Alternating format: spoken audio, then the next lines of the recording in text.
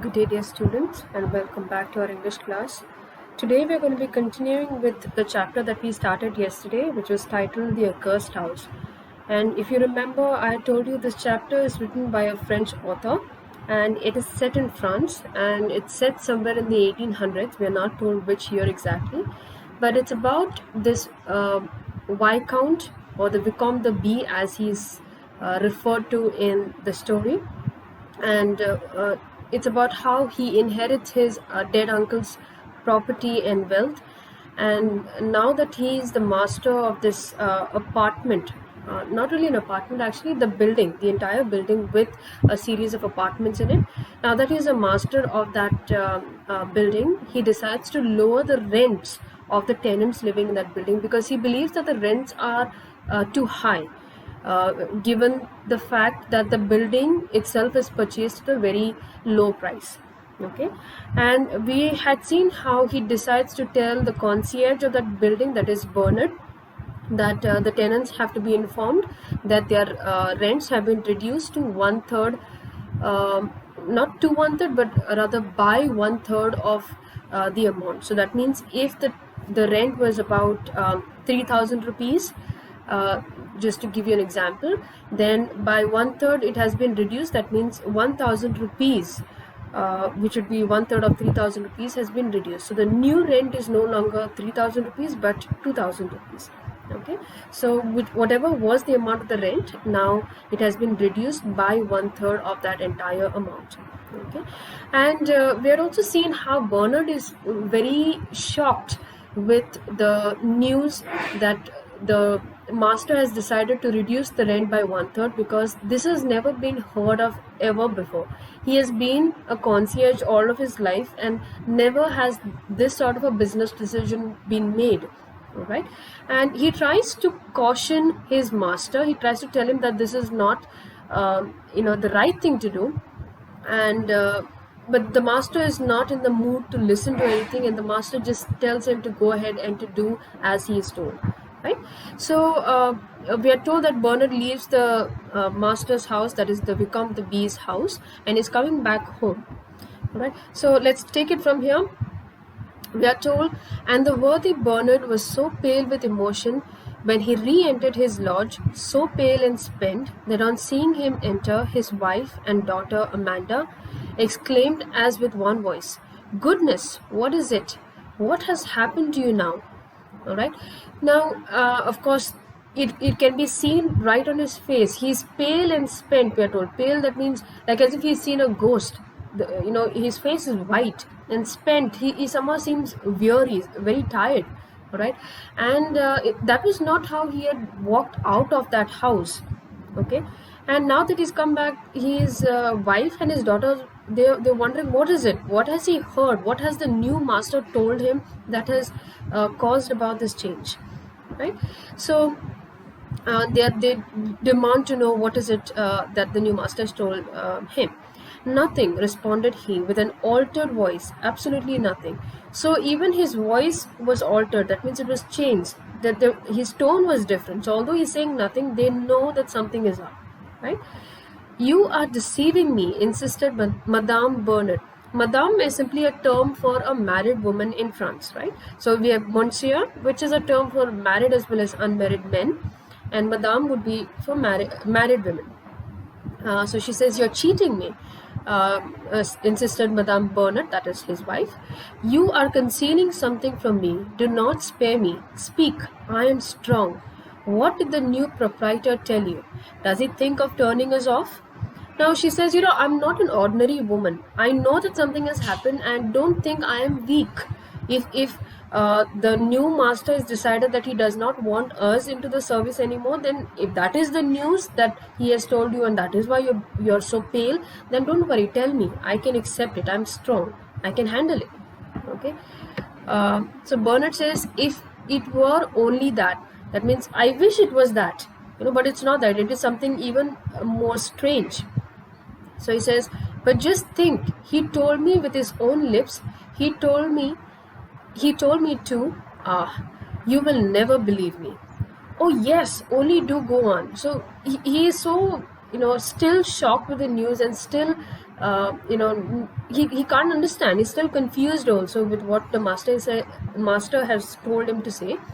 That he says, you know what, nobody's going to believe me if I tell them that this new master has decided to reduce the rent by 1/3. Okay, but of course the wife says, just go on, whatever it is, I will believe you. So he says, you will have it then. Well, then he told me, he ordered me to notify all the tenants that he lowered the rents 1/3. Did you hear what I said? Lowered the rents of the tenants. Okay. But neither Madame nor Mademoiselle Bernard heard him out. They were twisting and doubling with convulsive laughter. So he finally breaks the news to them. He was hesitating a little bit, but he does it. And the reaction is very funny because both Madame, that is the wife, and Mademoiselle is a term or a title, that is used in France for an unmarried woman. So Bernard's daughter, Amanda, will be referred to as Mademoiselle Bernard because Bernard is their surname, right? So we are told that both Madame and Mademoiselle Bernard are laughing because they have never heard of something like this, and they really think that it's a joke. Okay, so they convulsive laughter means uncontrollable laughter. Okay, it's a violent, uncontrollable laughter. Okay. Lower, repeated there. Ah, what a good joke. What a droll man. Lower the tenants' rents. So for them it's a big joke. They can't believe that this is what the new master has decided because they believe it's entirely foolish. The decision is entirely foolish. But Bernard, losing his temper and insisting that he must be taken seriously in his own lodge, his wife lost her temper too, and a quarrel followed. Okay, so Bernard is no longer finding this funny. Okay, so he gets upset about the fact that his wife and his own daughter are not taking him seriously. So he loses his temper, he gets angry, and then they have an argument. That is Bernard and Madame Bernard, husband and wife. All right. So Madame Bernard, declaring that Monsieur Bernard had beyond a doubt taken his fantastic order from the bottom of a liter of wine in the restaurant at the corner. Okay, so this is another funny way in which the author describes the whole situation and the whole argument that's taking place between the husband and wife. And we are told that Madame Bernard says to her husband that, you know what, you are talking about this order, but you have taken this order not from the new master. You've taken it from a bottle of wine, okay, which you bought from the restaurant at the corner. What she's basically trying to say is that you're drunk. It's a funny way of saying the same thing, but she's saying it's not possible that any man of that ranking and that sort of money and intellect would give such a foolish decision. So it's not possible. You are definitely drunk, and what you're saying is because you are drunk. Okay. So although it seems funny, what is clear is even the wife believes that this is a very bad decision, and she cannot believe it when her husband tells her that the new master has decided to reduce the rent. So it is very shocking even for her. Okay. Then we are told, but for Mademoiselle Amanda, the couple would have undoubtedly have come to blows. And finally, Madame Bernard, who did not wish to be thought demented or mad, threw a shawl over her head and ran to the proprietor's house. So they kept arguing because the husband kept saying, I'm actually telling you the truth. And the wife kept saying, this is impossible. You're definitely drunk. There's no way that anybody would reduce the rents. Okay. This is just not heard of. Okay, so the daughter, that is Mademoiselle Amanda, she tries to separate both of them or keep them calm and keep them from getting violent with each other, because the argument gets very serious. So finally the wife decides, let me go and check, let me go back to the master and see whether what my husband is saying is actually right or not, because she really cannot believe her husband at the moment. Okay, so yes, demented is she did not want to be thought mad because she feels that this is a mad decision, right? So she takes a shawl and she goes to the proprietor's house, that is the Vicomte de B's house. We are told Bernard had spoken truly. With her own 2 ears ornamented with big gilded hoops, she heard the incredible word. The incredible word is lower. Okay. Only as she was a wise and prudent woman, she demanded a bit of writing to put, as she said, her responsibility under cover. Okay, so when she goes to the proprietor's house and she inquires about the matter, she comes to know that what her husband said was actually very true, and that he was not drunk, but he was actually repeating exactly what the master had told him to say. Okay, and we are told here that even the wife is very surprised with the whole um, the news of the rents being lowered, but she hears the word clearly. And here is another piece of humor, because we are told she with her own 2 ears ornamented with big gilded hoops, she heard the incredible word. Golden hoops were actually referring to her earrings. They were somewhat like this, a golden round earring that she has, something like this. She was wearing it, and the author just trying to use a little bit of humor to show that that she's actually heard the news from with her own ears that the master has decided to reduce the rent. All right, but she's a little prudent, she's a little wise, she's a little smart, so she knows that this news is very unusual. So something like this requires a little more proof. So she tells the master, please give it to me in writing, and if nobody believes me that you have actually given us this new order, then I will show them this piece of writing. Okay, so she takes that piece of writing and she comes back home. So we are told she too returned thunderstruck, that means shocked, and all the evening in the lodge, father, mother, and daughter deliberated. Okay, should they obey, or should they warn some relative of this mad young man whose common sense would oppose itself to such insanity? They decided to obey. So when they came back, the atmosphere in the Bernard household was rather serious, because they knew with their own experience in this entire business that this was a very bad decision. This was not a very commonsensical decision. Okay, and they're wondering, what should we do? Should we go ahead and follow the orders as we are supposed to, or should we take this matter and go to the family? Because like I had told you yesterday, the Vicomte de B, that's an entire noble family, so he must be having uncles, he must be having aunts, he must be having his own parents, his own siblings, or whatever it is. But it is a huge family, and all the wealth that they have is owned collectively by the family, and it is just distributed amongst the different members of the family, right? So they want to know, should we go and tell the other members of the family, the senior members of the family, what is it that their nephew is doing here, the Vicomte de B, right? So ultimately they decided, what, it's best to just follow the orders that we are given. So that is what they decide to do. So they decide to obey. Next morning, Bernard, buttoning himself into his best frock coat, made the rounds of the 23 lodges to announce his great news. 23 is just a very old-fashioned way of saying 23. So there are 23 different apartments in that building.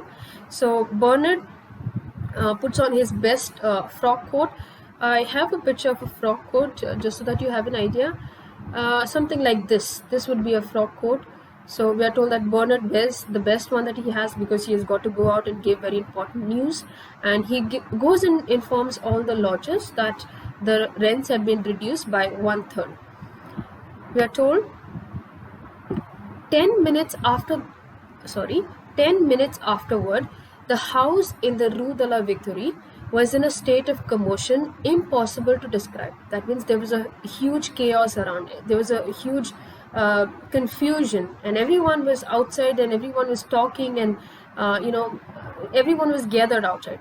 All right, we're told people who for 40 years had lived on the same floor and never honored each other with so much as a tip of a hat now clustered together and chatted eagerly. So this is another funny thing that the author tells us. In this building, apparently, the lodgers, the tenants who were staying on rent in those different apartments, they did not have the habit of interacting with each other. They were not very polite. They were very rude to each other. So they'd been living side by side in the same building for almost 40 years. That's a very long time. Okay, but yet they had never even tipped their hats towards each other. That means acknowledged the presence of their neighbors every time they crossed them. They just pretended like they were strangers, although they've been neighbors for so long. But now, with this news of the rents being lowered, every one of them is outside their homes, and they're discussing, they're trying to understand what is going on and whether the news is actually true, and whether the other tenants have also heard the same news, right? So that is something that happens. Then so these are the different dialogues, the different neighbors talking. Do you know, monsieur, it is very extraordinary, simply unheard of. The proprietors lowered my rent one third, is it not? Mine also. Astounding. It must be a mistake.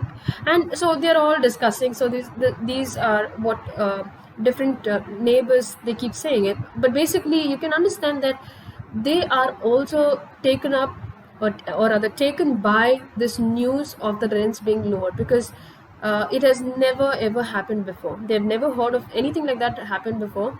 And of course everybody's wondering what's going on and why is it that this new master has suddenly decided to lower the rents, because we are told even in the previous part that none of these lodges had complained that the rents were high. Although the Vicomte de B felt the rents were high, the lodges themselves who were paying the rent, they never felt so. So that's why this whole decision comes, as a surprise to all of them, and they can't understand what is going on and what is the reason behind an action like this. Okay, so astounding, so shocking, it must be a mistake. So they're just trying to find some fault with that decision, because they can't believe that that is actually true and this is actually happening. And despite the affirmations of the Bernard family, despite even the bit of writing undercover, there were found among the tenants doubting Thomases, who doubted still in the face of everything. So obviously it is the responsibility of the concierge, that is Bernard, as well as his family, to convince them that the news is actually true, because they are the messengers. Okay, the Vicomte de V had informed them.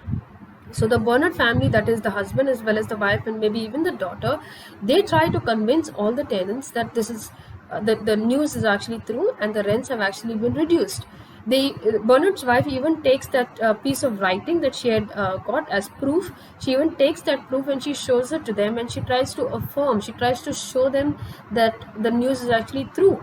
She tries to assure them, but none of them are willing to listen to it. They still doubt it. They still, there are still doubting Thomases. Doubting Thomases is just someone who does not believe something and doubts it very easily. It's a biblical reference to one of the 12 disciples of Jesus, who does not believe that Jesus has resurrected. Right? So he says, until and unless I see Jesus resurrected, I will not believe that this story is actually true. Okay, so that word is this term doubting Thomas is used for anyone who does not believe something easily, who constantly demands for proof. Okay, so there were many such doubting Thomases amongst the lodges that day. Let's see what happens after that. We are told 3 of them actually wrote to the proprietor to tell him what had passed, and to charitably warn him that his concierge had wholly lost his mind. Now this is again another funny take in that entire episode. We are told that 3 of the proprietors, despite all the proof that was shown by the Bernard family, not 3 of the proprietors, 3 of the lodges went ahead and wrote a letter to the proprietor informing the proprietor, that is the Vicomte de B, of the entire situation. And they tell him that, you know what, the concierge has gone mad. He has lost his mind. He's going on telling people lies about you and that you have lowered the rents. Okay, so we of course know that that was not the case. The proprietor responded to the skeptics, confirming what Bernard had said. Doubt therefore was out of the question. So the proprietor, of course, he writes back to all these 3 lodges and he tells them what Bernard has said is actually absolutely true. Please believe what he's saying.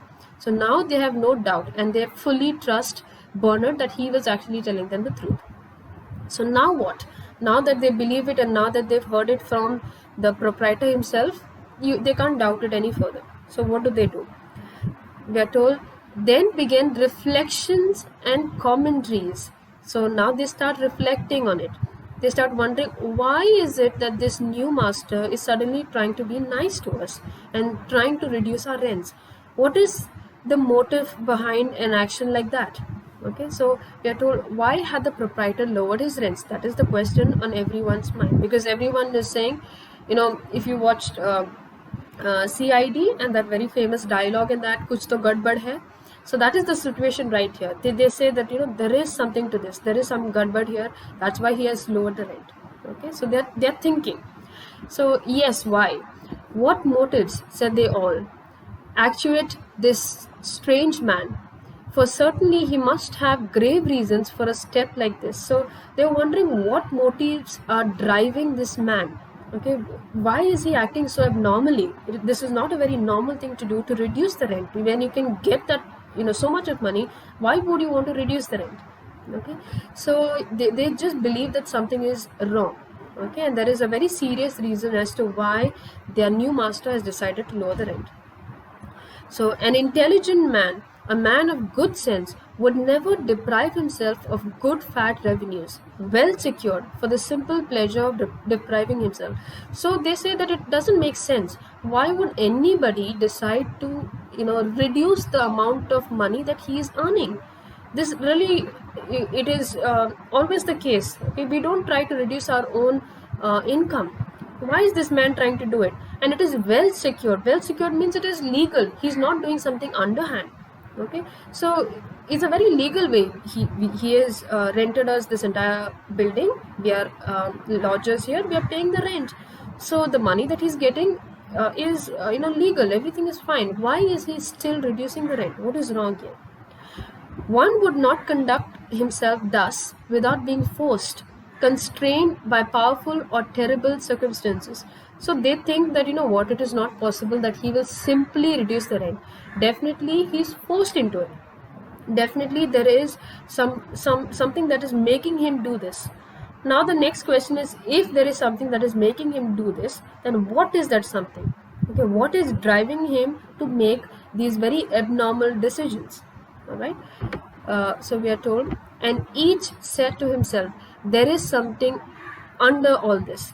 Kuch to gadbad hai. So everyone has this very common opinion that this is not as plain as it seems. There is definitely something under all this. And we as readers, we who have seen the Become the Beast side of the story, we know that actually there is nothing wrong. He was doing this out of kindness, and he was doing this because he really believed it was wrong to overcharge the tenants. Okay, but of course the news is unheard of. This sort of kindness was not expected, and therefore there are people doubting this act of kindness, this good deed that the Become the Bee had done then. Okay, and they keep thinking, they says, okay, but what is it? What is wrong? There is something under all this, we know, but what is it? And from the first floor to the 6th, they sought and conjectured and delved in their brains. Every lodger had the preoccupied air of a man that strives with all his wits to solve an impossible cipher. And everywhere there began to be a vague disquiet, as it happens when one finds himself in the presence of a sinister mystery. Okay, so now the situation in that building is very tense, because everyone is quiet. Everyone is trying to pretend like they're some sort of a detective, and they're trying to solve this mystery as to why did their new master decide to lower their rents. Okay, so